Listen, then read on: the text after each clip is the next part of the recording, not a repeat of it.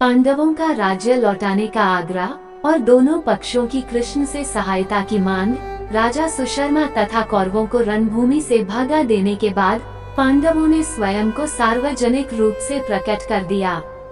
पांडवों का असली परिचय पाकर राजा विराट को अत्यंत प्रसन्न हुए और उन्होंने अपनी पुत्री उत्तरा का विवाह अर्जुन के पुत्र अभिमन्यु के साथ बड़े ही धूमधाम के साथ कर दिया। इस विवाह में वासुदेव कृष्ण तथा बलराम के साथ अनेक बड़े बड़े राजा महाराजा भी सम्मिलित हुए।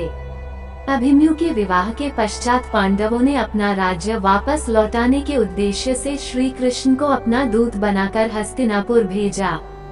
धृतराष्ट्र के राजसभा में यथोचित सत्कार और आसन पाने के बाद श्री कृष्ण बोले, हे राजन, पांडवों ने यहाँ उपस्थित सभी गुरुजनों को प्रणाम भेजा है। साथ ही साथ कहा है कि हमने पूर्व किए करार के अनुसार 12 वर्ष का वनवास तथा 1 वर्ष का अज्ञातवास पूरा कर लिया है। अब आप हमें दिए वचन के अनुसार हमारा आधा राज्य लौटा दीजिए।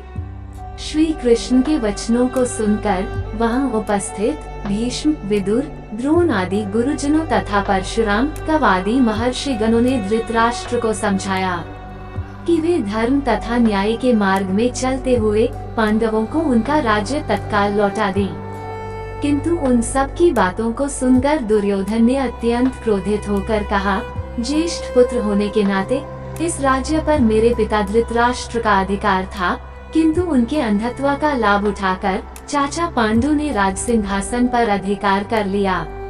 मैं महाराज धृतराष्ट्र का ज्येष्ठ पुत्र हूँ, अतः इस राज्य पर मेरा और केवल मेरा अधिकार है। मैं पांडवों को राज्य तो क्या, सुई की नोक के बराबर भी भूमि देने के लिए तैयार नहीं हूँ। यदि उन्हें अपना राज्य वापस चाहिए तो वे हमसे युद्ध करके उसे प्राप्त कर लें। उपस्थित समस्त जनों के बारंबार समझाने के बाद भी दुर्योधन अपनी बात पर अडिग रहा और श्री कृष्ण वापस पांडवों के पास चले आए और दोनों पक्षों में युद्ध की तैयारी होने लगी।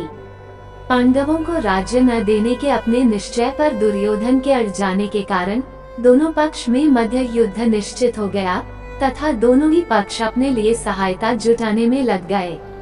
एक दिन दुर्योधन श्री कृष्ण से भावी युद्ध के लिए सहायता प्राप्त करने हेतु द्वारिकापुरी जा पहुंचा। जब वह पहुंचा उस समय श्री कृष्ण निद्रा में थे, अतः वह उनके सिरहाने जा बैठा। इसके कुछ ही देर पश्चात पंडित ने अर्जुन भी इसी कार्य से उनके पास पहुंचे और उन्हें सोया देखकर उनके पैताने बैठ गए। जब श्री कृष्ण की निद्रा टूटी तो पहले उनकी दृष्टि अर्जुन पर पड़ी। अर्जुन से कुशल क्षेम पूछने के भगवान कृष्ण ने उनके आगमन का कारण पूछा। अर्जुन ने कहा, भगवान, मैं भावी युद्ध के लिए आपसे सहायता लेने आया हूँ। अर्जुन के इतना कहते ही सिरहाने बैठा हुआ दुर्योधन बोल उठा, हे कृष्ण, मैं भी आपसे सहायता के लिए आया हूँ। चूंकि मैं अर्जुन से पहले आया हूँ, इसलिए सहायता मांगने का पहला अधिकार मेरा है। दुर्योधन के वचन सुनकर भगवान कृष्ण ने घूमकर दुर्योधन को देखा और कहा, हे दुर्योधन, मेरी दृष्टि अर्जुन पर पहले पड़ी है और तुम कहते हो कि तुम पहले आए हो, अतः मुझे तुम दोनों की ही सहायता करनी पड़ेगी।